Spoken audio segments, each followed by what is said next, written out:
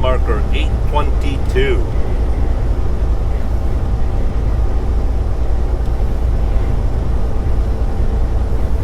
We are somewhere near Anahuac, Chambers, Texas. How do you pronounce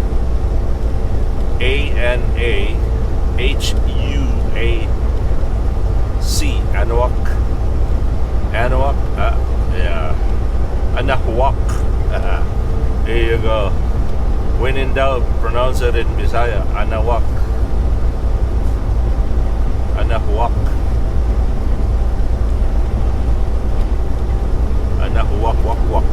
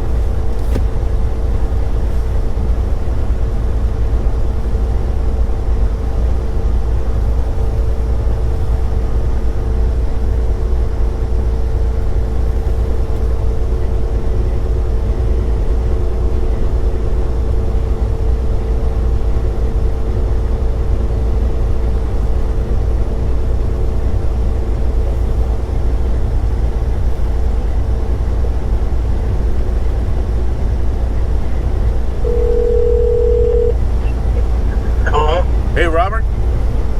Hey, how you doing? Yeah, I'm already in Chambers, Texas. Oh, Chambers. Yeah, I'm Yeah, I about, figured you were- what, an hour and a half from Houston? Yeah, I'm just on my way home now. Yeah, you're on That was- YouTube, by the way. Say hello to everybody. I am? Yeah, well, you can listen. Say hello to Robert Sweet. Oh, okay. You can Thank give yourself a shout out. Yeah, okay. Yeah, I seen that last time. Doing that before the other day when you were talking to your wife. Going Oh, around you saw that when Mama said hello to you? Yeah, I say hello to her too. Yeah.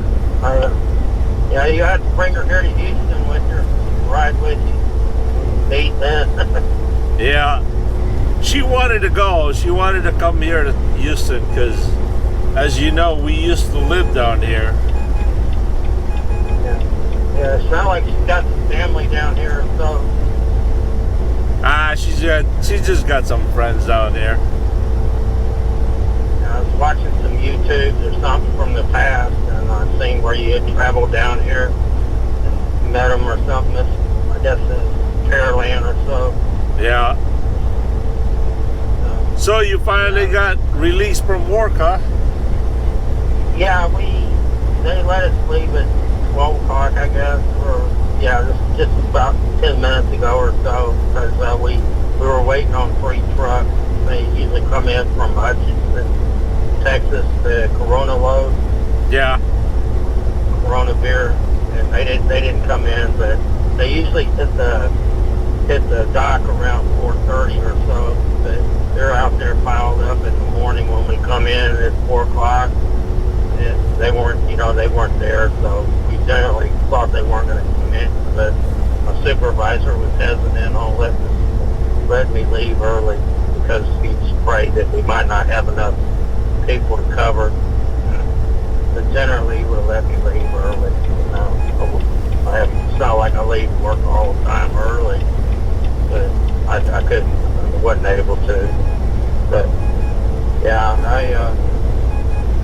I've seen the YouTube, and you were stopping, you were eating at the restaurant there in, somewhere in Missouri, I believe it was. Was that a barbecue place? When was this? I guess it was last night or so. Oh yeah. It's right there by the Missouri Arkansas state line. Yeah.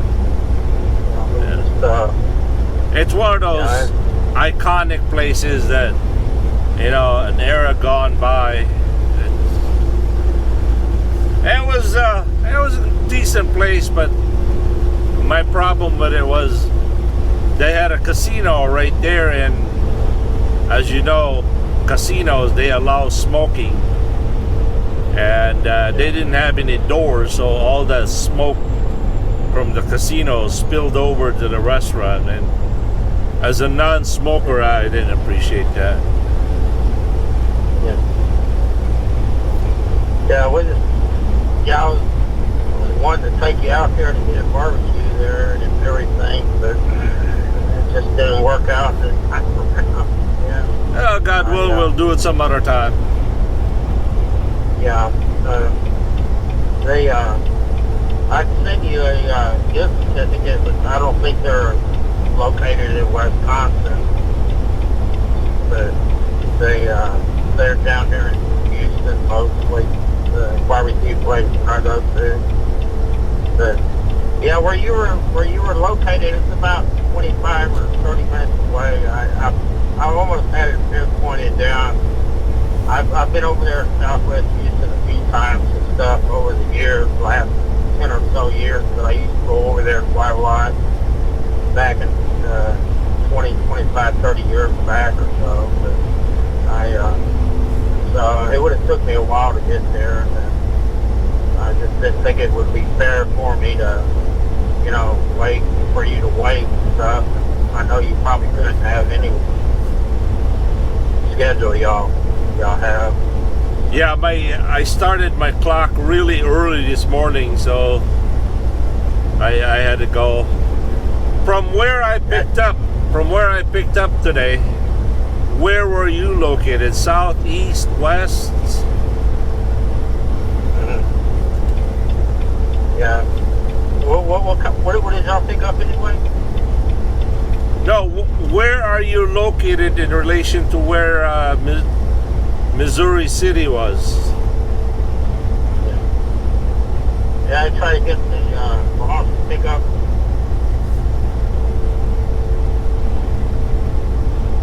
somewhere out of New York. Well, I don't think they want to go to New York. They get beer in from New York and St. Louis and stuff like that. Robert. Delivered to us. From Missouri City, where are you located from where Missouri City was? Or my job or my home? Your home. Oh, okay.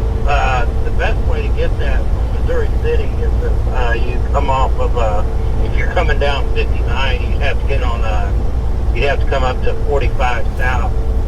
You can take that way, and you go down south on 59 North, close to downtown Houston, and we're approximately about 10 miles down 45 South, and you'd exit off of Fuquay.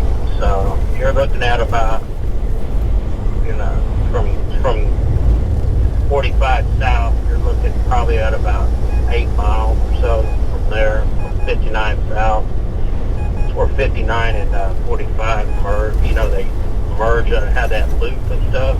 Yeah. But I'm kind of back on Fuquay Street, which is in southeast Houston, so about 2 miles down from 45. But as you come up the Beltway, not the Beltway, but the toll road, you would get off on the Monroe exit. I'm close to the Hobby Airport area, Okay. and I'm in Monroe and Fuquay, which is close to the Beltway. You know, I mean the toll road, Sam Houston Parkway. So that's what. But if you look at my address up on the key map, I mean on the internet, it's pretty easy to get there from, you know, to my house off the Sam Houston Parkway toll road or 45 South. It's just a little bit further down, you know, 2 miles down, you know, 45 South. So you're a little bit familiar with Houston because you lived here or something, you were saying? Yeah, I lived in Houston for about 8 months. Yeah, that's what you were saying on the YouTube. You had lived here or something and everything. But where were you living at when you lived in Houston? Oh, very, very close to downtown. I think it was the Gables, maybe, on OC Street, I think. Close to downtown? Yeah. That was a bad neighborhood. Oh, yeah, definitely. Yeah, a lot of people are moving out of Houston, and they're moving into Pearland and Sugarland and Rosenberg and all that because the city starting to, you know, go down the tubes, you know. The Democrats haven't helped out the city very much over here, to say the least. Yeah, Sugarland was my wife's dream place to go and live. Yeah, it's really nice out there. My daughter lives out in Pearland, right off 288, and in that area, Pearland, Sugarland, Rosenberg. Yeah, I stayed in Houston because of my wife. She's Vietnamese. She's close to her church. Yeah. And she goes to the Vietnamese church, and I go to the American church. But sometimes I go to the Vietnamese church, but so we stayed in this area. But I've been mostly living here in the southeast side of Houston most of my life. I lived in the Dome area for about 8 years, so that was about it. Really, but to get here, it's pretty easy. You know, to come to my house. There's only limited places to park a truck, though. You know? I know it. It's parking has always been a problem. Yeah. You know, for my job, you know, 2 exits down, for my job, they have a truck stop, like I was telling you, but I don't know much about the truck stops, you know, how much they charge or if they don't charge, you know, or, you know, what that situation is on that. But yeah, I just came across that, you know, somehow or another. I was looking on it. They had a Flying J over there. It seemed like they got pretty good ratings, though. 4 or 5 rating star or something. It's brand new or something. So that's what I know about truck stops, you know. Parking around here, I don't know, you know, but maybe 1 or 2 places, you know, maybe Sam's Wholesale or something, you know, and then maybe Walmart or something, you know, 45, you know, but yeah, that must be tough trying to find a place to park, and then, you know, sometimes. I tell you what, delivering last night was a breeze. There was only 3 or 4 trucks that were parked on the street. Usually they're lined up all over the place, but I guess Friday night and Saturday morning delivery is the best. So yeah. They where I work at, they park out in the entrance, and some of them park there all night long, you know, maybe, and so they have that, you know, but to park off the freeway, you know, on the feeder wouldn't be too safe. So where I work at, they'll have 8 or 9 trucks out there in the morning, out there in the driveway waiting to get in. But yeah, it sounds like the Saturdays usually are better days, for deliveries. Your my company wise, sounds like the same thing over there. Yeah, same thing in McLean too. Yeah, did your wife like those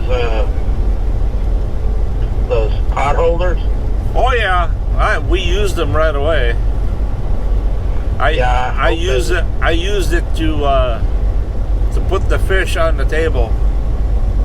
Oh, I figured you might. Yeah, that's exactly what I used it. Thank you. Yeah, they were pretty heavy. They were cast iron, right? Yeah, they looked like they were cast iron. They were heavy though. I went to HEB and bought them and picked them up. Oh boy, they're going to be heavy, to send, and everything. But yeah, they looked like they were some like iron or something inside of them, but they had that plastic coating over them, of course. Yeah. I think they're cast iron or so. But they were like $6 a piece or so. I was thinking about buying. I thought about buying 3 of them, but I said, well, two for starters. If they want one more, I get it for them. Everything. My mother used to use those. I figured. Well, we'll put them into good use. That's for sure. Now we got those granite counters over there where I'm at my house. So we need to be using them ourselves.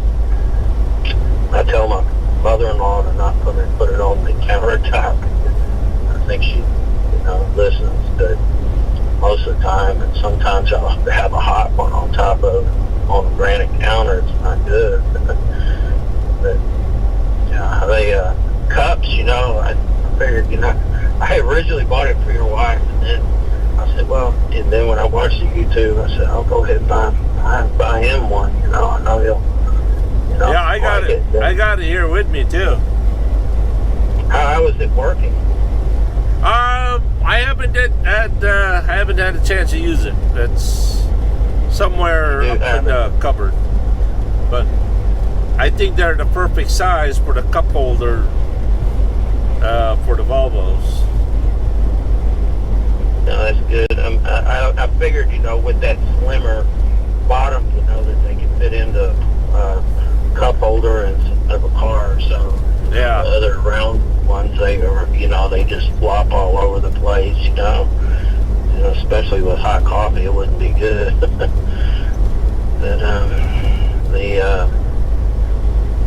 the boss is back, man. Oh yeah, he's back. That sounds like he flew over there to Southeast Asia to me. It sounded like a 13-hour difference when I did watch that YouTube. I think it was Larry or something. One time I watched Larry. I was checking up to see how he was doing. It sounded like a 13-hour difference. I figured he's got him a Vietnamese or a Filipino wife or so. I tried to rally all the ADL truck drivers and try to petition Long Haul Larry to get fired. Only the boss said, no, he's too important to get fired. So, yeah. Yeah, he's unfortunately not going anywhere. Well, he came over there and played that practical joke with your wife. That wasn't very smart of him. He hit the bird. I gotta admit that was a pretty devious, pretty good one. But I told him, I said, this is the last time we're gonna be able to play a practical joke to each other. After this, nobody's gonna believe anything we say. He seemed like he liked to play practical jokes to me. Oh, he got a lot of hate mail on. In fact, he got a couple dozen people unsubscribed from his channel.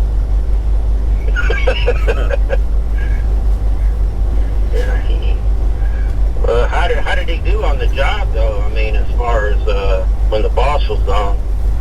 I think he did pretty good. I think he handled it very well, but he said it was driving trucks and turning nuts and bolts was a lot easier. I can imagine. Yeah.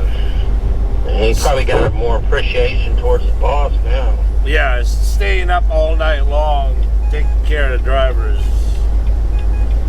And some of these drivers, you know, they call for the most useless question in the middle of the night. Like, really? You couldn't figure this out on your own, or you couldn't wait till the morning, you know? You know how that goes, so. Yeah, we have sometimes my supervisor tells me, you know, stories, you know, somebody will call him up, you know, late at night, you know, and ask a question, you know. He's got calls, not YouTube's, the messages and stuff. Some Yeah. Stuff. Times 12, 1 o'clock in the morning. So does your wife's parent live in your house too, or? Yeah. My mother-in-law and my father-in-law, they moved down here, I guess about 2 years ago, because my younger brother, Tom, he came here from Vietnam to the U.S. And then my other brother, Book, was already living with us. I sponsored Book to the U.S. And I brought it. My mother did the paperwork for us, and then I sponsored. You know, I filed the affidavit of support to bring him over here. So that when all three, my wife, my brother-in-law, my younger brother moved here, then my mother-in-law and my father-in-law moved down here because the Vietnamese culture dictates that they need to take care of their children as long as they can, you know. And plus, it helps them out, my mother-in-law and my father-in-law, financially, you know, because all three of them. So the family down here, so yeah, they live with us. And, Yeah, same thing in the Philippines. You know, it's usually just they start out in a very small house, and then the house just expands. Yeah, we've got 6 people in you know, the 2166 square foot home. You know, it's a 2-bedroom, 2-story. I mean, 4 bedrooms, family room, 5 actually, and then. We still are waiting on my sister-in-law, my brother-in-law sponsoring my sister-in-law and his child over here from Vietnam, so I'm sure they're going to be living with us.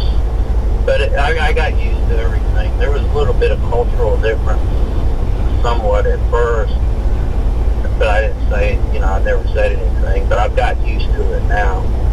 So my mother-in-law helps out a lot. She cooks, cleans, watches, you know, the baby, does, you know, she even washes clothes sometimes, you know, for us and stuff. My father-in-law, he's a little bit more, I say his health is not as good, so he helps out, you know, when he can, you know. And I enjoy having my mother-in-law and my father-in-law living with us. But my mother-in-law doesn't speak English, so my father-in-law does. But I have to speak Vietnamese with my mother-in-law, so that's how I get by with her. What I know quite a lot, you know, but I'm still learning. Yeah. Your mother and your father are both, or are they still? Your father passed, I know, but your mother. They're both gone. They're both passed. Yeah, my mother passed away about 12 years ago. And she developed a heart attack, not a heart attack, but a heart condition, and they couldn't do the surgery because she was in such bad health. And I guess when she was in the hospital, about 2 weeks later after she got out of the hospital, she passed away. She was was only 69 years old.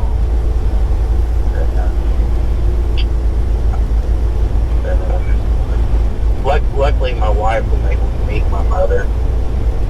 She was here for about a year while my mother was still living. So my sisters, they live in, my sister lives in outside of Conroe, and then my other sister lives outside of Austin. And your my father parents, passed. your parents are originally here in Texas? Yeah, my father was born in Florida, but he moved here at a very young age. And then my dad was a longshoreman on the Port of Houston. He unloaded and loaded ships for a living. Uh-huh. And he lived here almost all his life. He was in the 4 years in the Navy, and that was it. But he worked the waterfront all his life. And then my mother's from Ohio, usually. She was born there, but she lived in Texas. Well, she lived in Texas all her life, more or less. And then my grandfather was seaman, so he was all over the place. Yeah, my dad was a seaman too. He started on the Great Lakes, and then when he was old enough to, I don't know, I don't know if it was 18 or 21, but my guess is when he reached 21, he moved out of the Great Lakes and became the big seas, the high seas merchant marine. And he started as a deckhand, and he worked his way up to the chief mechanic. That's good. He had to be pretty smart to do that too. Oh, he was as good or even better than Larry as a mechanic. He sailed around the world for about 10 years or so, and then one day they went and picked up a load of pineapples in Mindanao, Philippines, and then he was hooked. A few more trips to the Philippines, and he jumped off ship and lived in the Philippines for about 45 years. Oh, word. Yeah. Yeah, he spoke the language. He was the only American that can go anywhere in Mindanao without anybody messing with him. I mean, he was one of the original Americans, that lived there. That sounds interesting. He lived there a long time too. My gosh. Yeah. I guess he came back to the U.S. or something, because y'all ended up over here. Yeah. Within those 45 years, he also, kind of got homesick homesick to the sea. So he got on a couple of times on the ship, when he got bored or got itchy, when he wanted to stretch his sea legs. He went back on the ship for a couple of years, back on and off. So, but yeah, in grand total, he lived there for 45 years. Yeah, I could probably get used to living in Vietnam myself, but I got my job and everything. I've been there 30 years. And about to retire in 7 or 8 years. I might go over there and live in Vietnam for 6 or 7 months, see what it's like, But of course, my wife doesn't want to go back over there, so. But yeah, my grandfather, he sailed on the ships probably for 40 years out of NMU, merchant marine, everything. He made trips all over the place. I mean, from Russia to India, the Philippines, Vietnam, Korea, Japan, and elsewhere. Yeah. By the way, Robert, I'm in Beaumont now. Okay, you're going down I-10 then. Oh yeah. Mile marker 855. Where are you heading towards though? Towards Bethlehem, Allentown, Pennsylvania area. Oh, okay. Yeah, I get confused on how to get around the U.S. on these major highways and stuff. It's amazing how you know all of it, you know, so all the easier ways and stuff I've seen on YouTube. I would think going that way, you'd go out you know, myself, you know. But, I was surprised you came to Houston. You know, I think you'd been here before or something. You delivered or picked up at a plastic pellet company or a plastic company, Sierra. Oh man, I don't remember.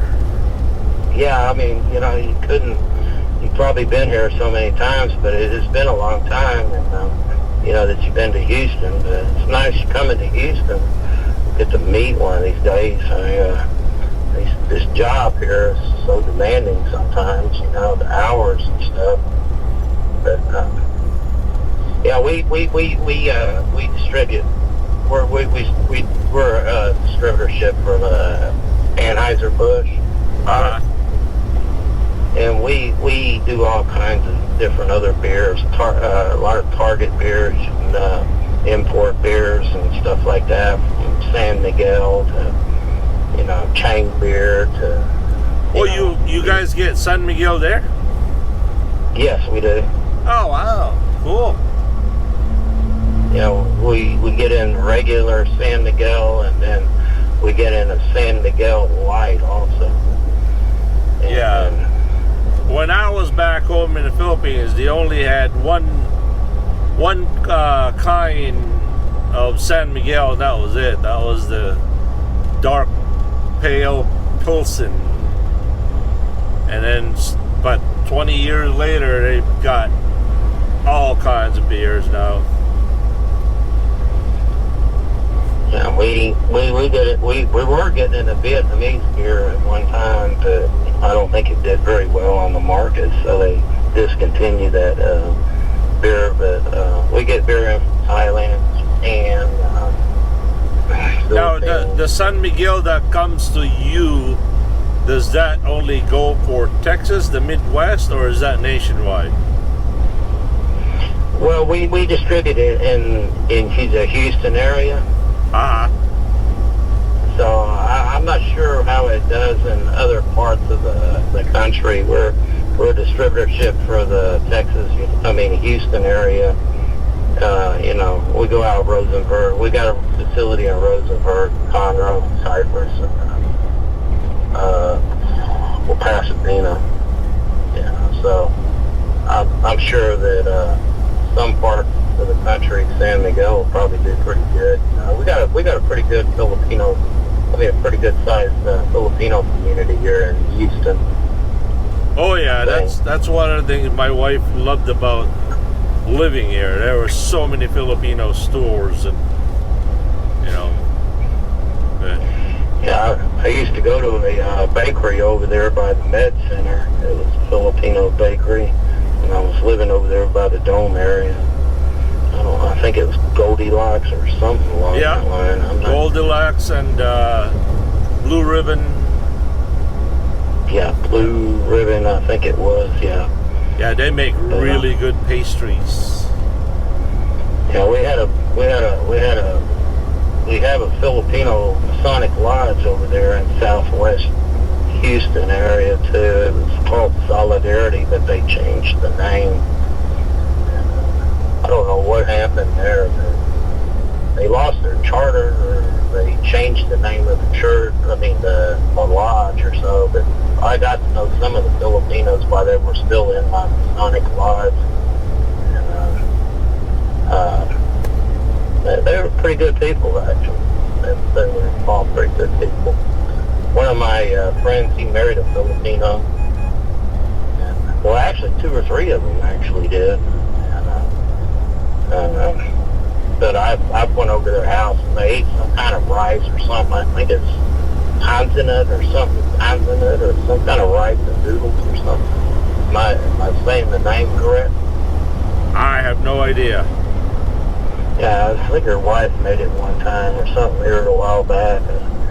I don't know. But yeah, there's a large Vietnamese community, Filipinos, and Koreans, and a lot of Chinese also. But I didn't know that you were half Filipino there for a while. I'd look at you, I think you're just a regular white man. But, I used to have blonde hair when I was a little boy, but as I grow older, it got darker and darker. You know what they say? Filipinos are like horse manures. You bunch them all up together and they stink. But if you spread them around the world, they'll do wonders. Yeah, my uncle was saying they're really good, they were good in the Navy and everything, smart, real smart, they advanced quick, during the war and everything, the Filipinos that were in the U.S. Navy, a lot of them were cooks and servants and stuff like that. And he was telling me, and then, as times went by and stuff, they became very, very, good, getting promoted and everything, so things got better, for them, and they do real well. I think they can still join the Navy or so, as long as they can pass the entrance exam or the that was very popular in 1980s when they were importing Filipinos from the Philippines to join the U.S. Navy. And a lot of my friends back home joined the U.S. Navy. When I said that Filipinos are like horse manure, what happens if you bunch up Filipinos or every race there is, we end up bickering among ourselves, right? I mean, but if you spread them out, they're like horse, they're like horse manures. They'll do wonder. And it can be said to every race.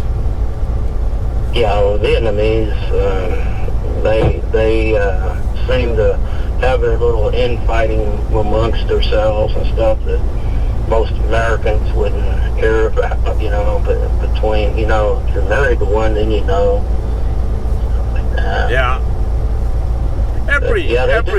Every race is like that, You bunch them all up together, and they'll find a way to fight among themselves.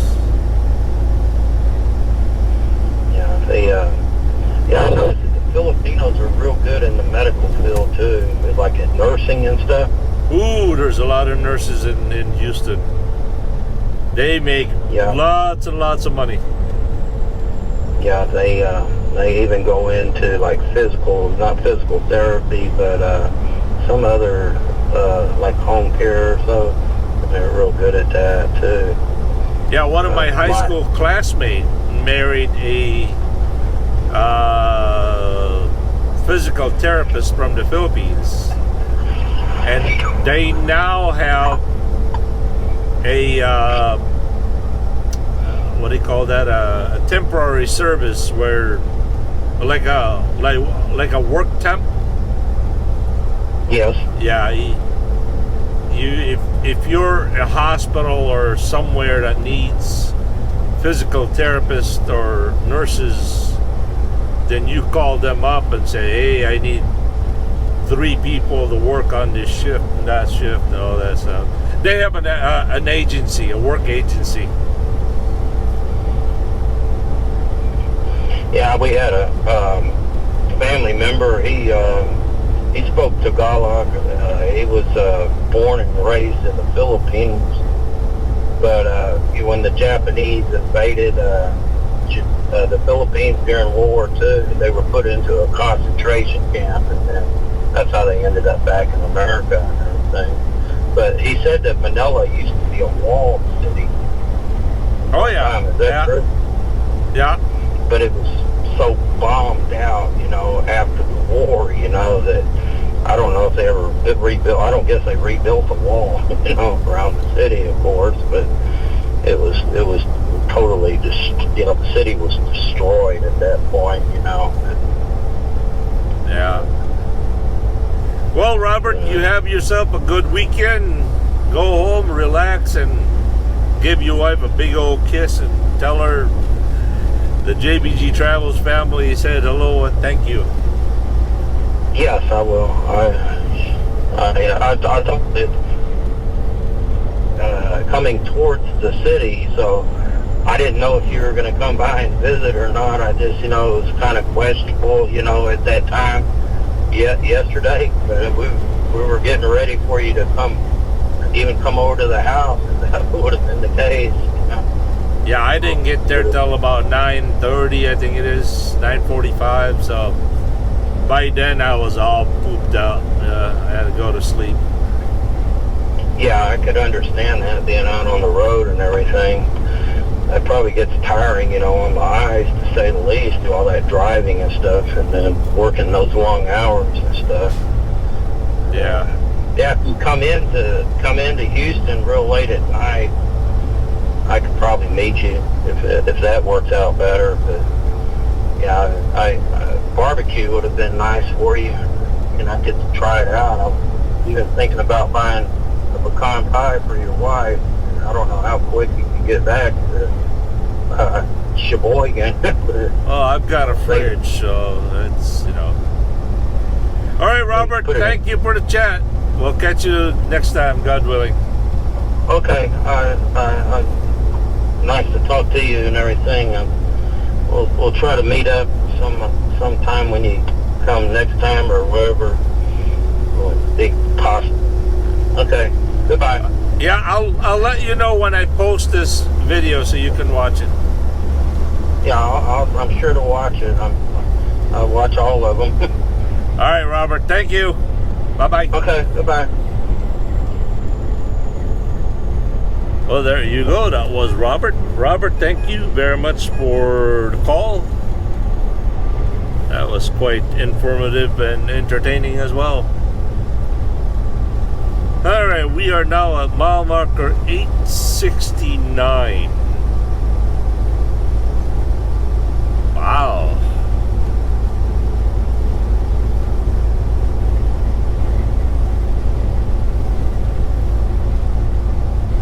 All right, what else is going on right now?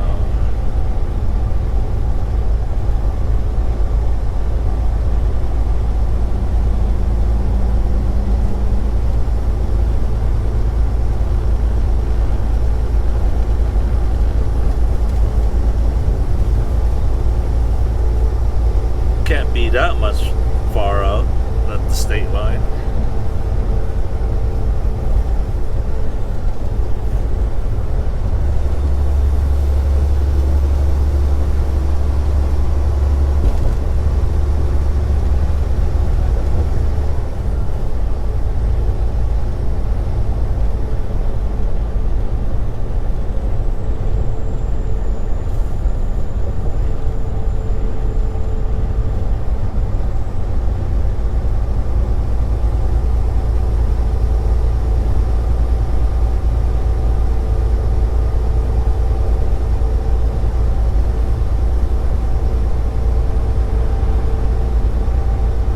By the way, I saw this the other day on WION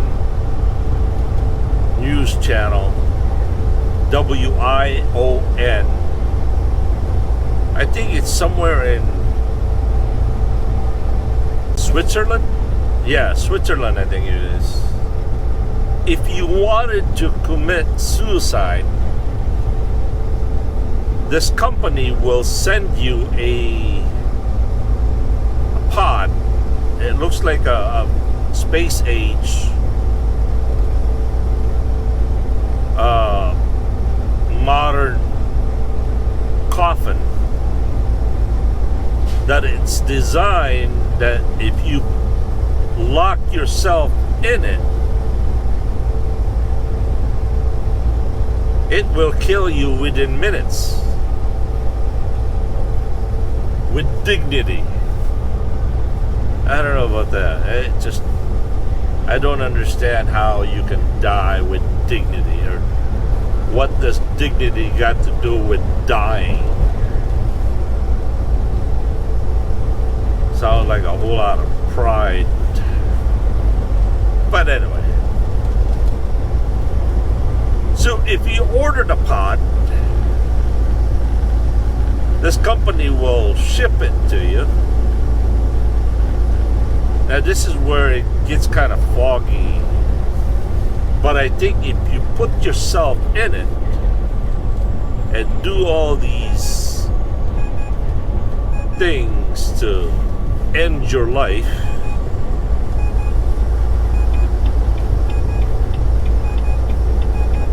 I think the company will collect the pot if you choose to and bury you somewhere, somehow.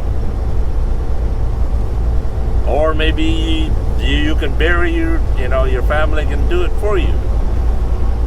I'm not sure about that, but one thing is very clear. There's a company out there that's selling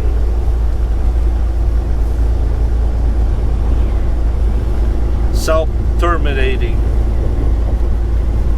pot.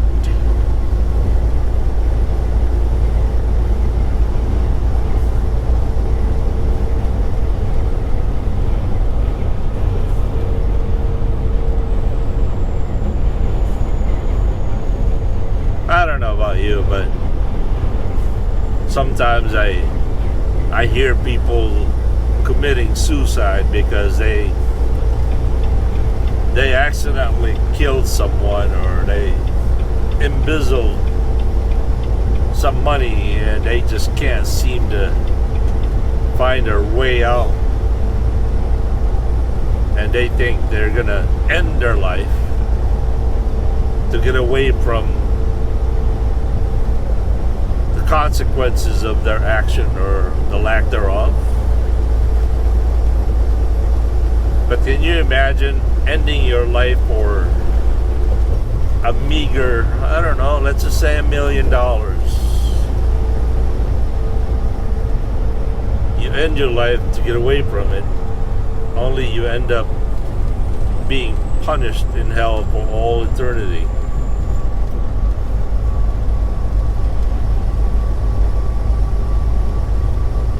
I know some of you don't believe it, but just for the sake of conversation, you can imagine it.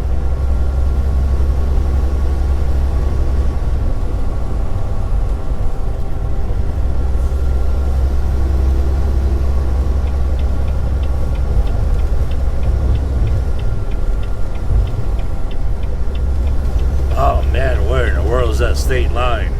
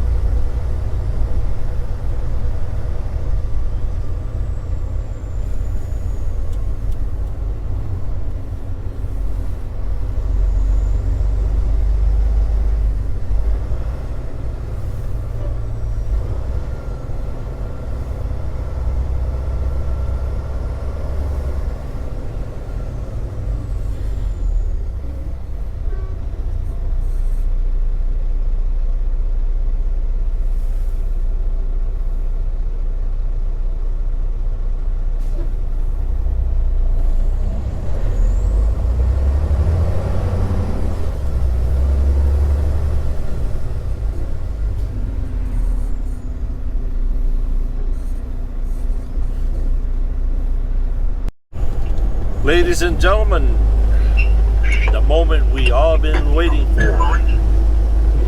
We are now approaching the beautiful state of Louisiana. Alright, the last mile marker here is 879. No, 880. The last mile marker in Texas is 880.